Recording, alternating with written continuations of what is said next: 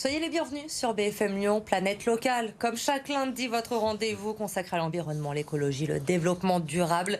Et pour m'accompagner, comme chaque semaine, Lucie Young est avec moi sur ce plateau. Bonsoir Lucie. Bonsoir Elodie. Notre invité cette semaine, Laurent Roy, directeur général de l'agence de l'eau Rhône-Méditerranée-Corse. Bonsoir. Bonsoir. Merci d'avoir accepté notre invitation. On va vous retrouver dans un instant, bien sûr. Mais d'abord, comme chaque semaine, on débute avec l'initiative de Planète Locale. Et cette semaine, Lucie, vous nous faites découvrir un lieu assez méconnu au cœur de Vèze qui veut développer l'agriculture de demain. C'est un jardin expérimental. Exactement, Elodie. Un jardin de près de 300 mètres carrés, un petit coin de verdure perdu au milieu des immeubles dans le 9e arrondissement. Et ce n'est pas un jardin comme les autres.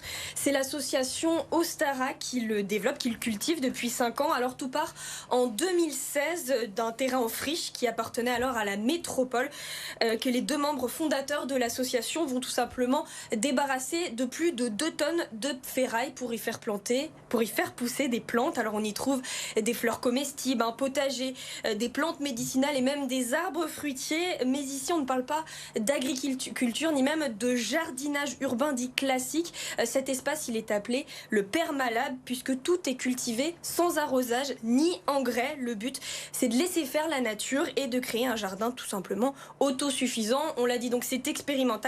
Mais c'est aussi un jardin participatif puisque chacun est invité à venir découvrir les cultures et faire ses propres expérimentations. Grâce à Ostara, vous pouvez donc venir au jardin pour expérimenter votre projet. Alors ça peut être du lombricompostage, de l'aquaponie, de la culture hors sol, de la culture de plantes médicinales. C'est très varié. C'est un peu une sorte d'incubateur de la permaculture. Alors bien sûr, ça implique des pertes. L'idée, ce n'est pas de nourrir tout le quartier, mais vraiment de recréer ce lien entre l'homme et la nature en ville et puis d'inventer un petit peu l'agriculture urbaine de demain. Écoutez d'ailleurs la fondatrice de l'association, Raphaël.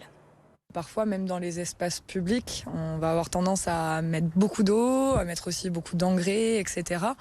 Donc, hormis la gestion de l'eau, il y a aussi toute la gestion du sol et recréer des sols vivants.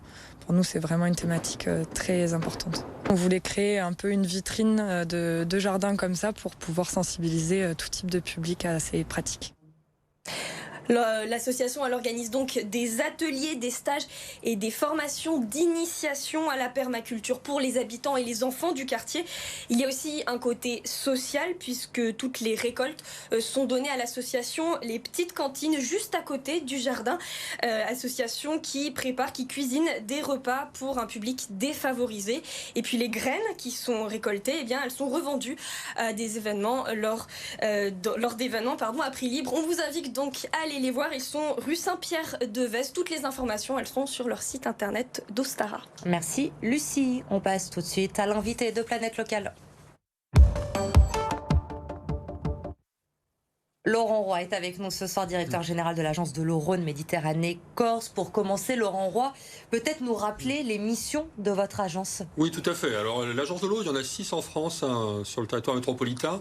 Ce sont des établissements publics de l'État. Le principe, c'est qu'on prélève des redevances, qui sont des impôts. Tout un chacun, sur sa facture d'eau, il paye une redevance à l'agence de l'eau. Plus on consomme d'eau, ou plus on pollue l'eau pour les industriels, pour les agriculteurs, etc., plus on paye de redevances à l'agence de l'eau.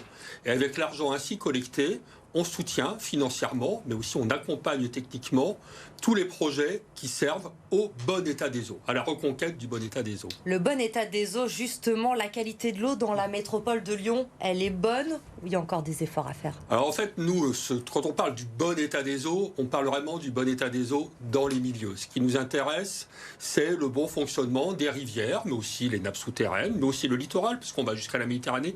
On s'occupe de toutes les eaux françaises qui vont vers la Méditerranée, des sources du Doubs, de Belfort, jusqu'à Perpignan ou Nice, en passant par la Corse. Et sur ce territoire-là, on vise effectivement à lutter contre la pollution, donc la meilleure qualité de l'eau des rivières possible, la meilleure qualité des nappes possible, mais aussi le bon état, c'est aussi la quantité d'eau, et c'est évidemment extrêmement important en période de changement climatique, donc une gestion de l'eau équilibrée, dans un contexte où la tension sur l'eau s'accroît, parce qu'il fait de plus en plus sec de plus en plus longtemps avec les changements climatiques, donc il faut partager l'eau de la manière la plus équilibrée possible, et puis enfin le bon état, c'est aussi le bon état écologique, on veut des milieux qui fonctionnent bien, il ne suffit pas d'avoir une rivière, c'est pas un tuyau. Il suffit pas d'avoir de l'eau pure en quantité suffisante dans un canal en béton, on va pas avoir un écosystème.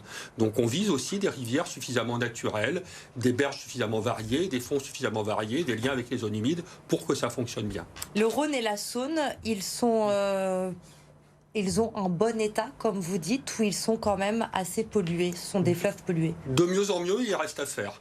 De mieux en mieux parce que dans les dernières décennies, on a assaini. Les agglomérations ont épuré leurs eaux. Les principales sources de pollution, c'était les eaux usées des agglomérations, des villes, qui partaient sans traitement jusqu'aux rivières, mais aussi les effluents des industries. Hein, et on en a dans la région lyonnaise, corridor de la chimie, etc., où il y avait pas mal de pollution directe à la rivière. Ceci a beaucoup diminué, beaucoup. Sur un certain nombre de polluants, que ce soit l'azote, le phosphore ou les métaux lourds, sans rentrer dans les détails techniques, les principaux polluants ont été divisés entre 5 et 10. Donc il y en a entre 5 fois moins et 10 fois moins dans le Rhône. C'est énorme. Et donc le Rhône, il n'est jamais en état moins que moyen. Le pire qu'on trouve sur tout le cours du Rhône, c'est moyen. Avant, il était en mauvais état sur une bonne partie de son cours. Maintenant, il est au pire moyen. Mais donc, il n'est pas encore bon. Donc, il reste encore à faire. Comment agir justement pour l'améliorer, la qualité de l'eau? Alors, agir pour l'améliorer, les défis qui restent, c'est alors d'avoir toutes les substances chimiques diffuses, parce qu'on a beaucoup progressé donc, dans le traitement des effluents, les effluents domestiques, les effluents industriels, mais on a beaucoup de substances chimiques diffuses. Sur les terres agricoles, c'est les pesticides. Dans une ville, c'est beaucoup toutes les substances chimiques qu'on utilise tout à chacun, les médicaments par exemple, mais en médecine humaine, en médecine vétérinaire aussi. Et ça peut être les cosmétiques, ça peut être les produits d'entretien. Il y a toute une série de substances chimiques qui vont se retrouver de manière très diffuse dans les réseaux d'assainissement, mais qui ne sont pas forcément traités par les stations d'épuration, souvent plutôt pas, et qui donc se retrouvent dans la rivière.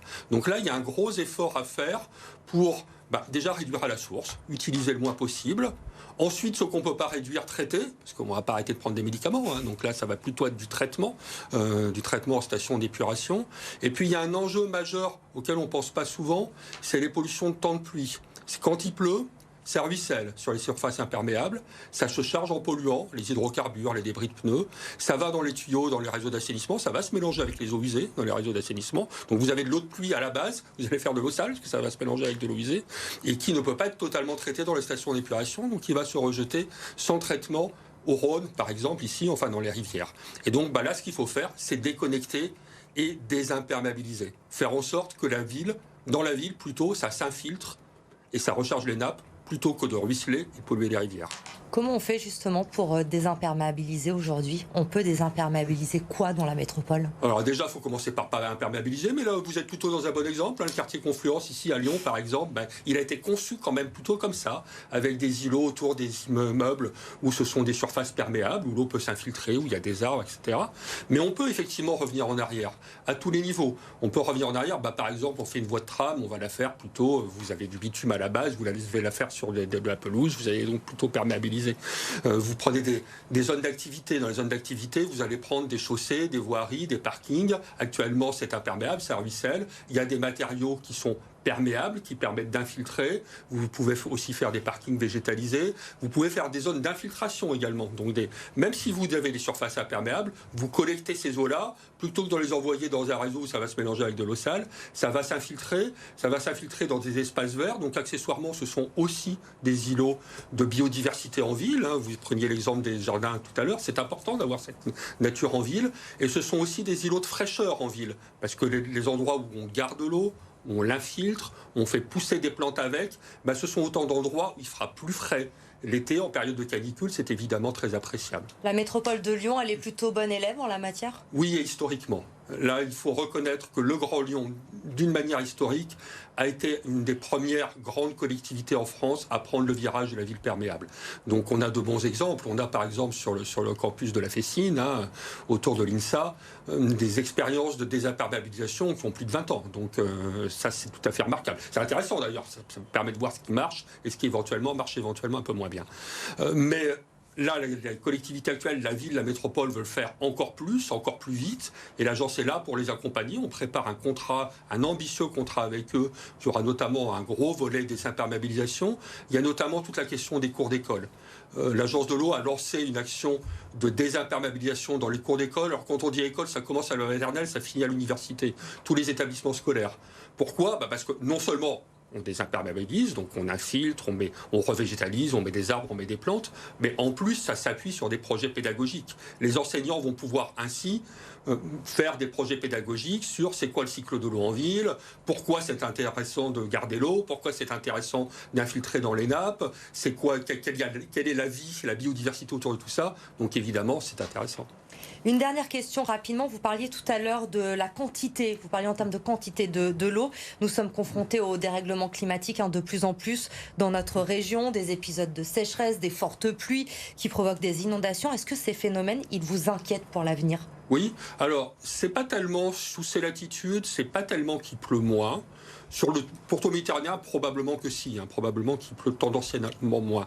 Mais ici, à la latitude de Lyon, c'est plutôt que la pluie a tendance à se concentrer en des épisodes pluvieux intenses, violents, le cas échéant catastrophiques, avec à l'inverse des périodes de sécheresse plus longues, plus fréquentes, plus intenses, donc une forte pression sur la ressource en eau. Donc il faut apprendre à partager la ressource.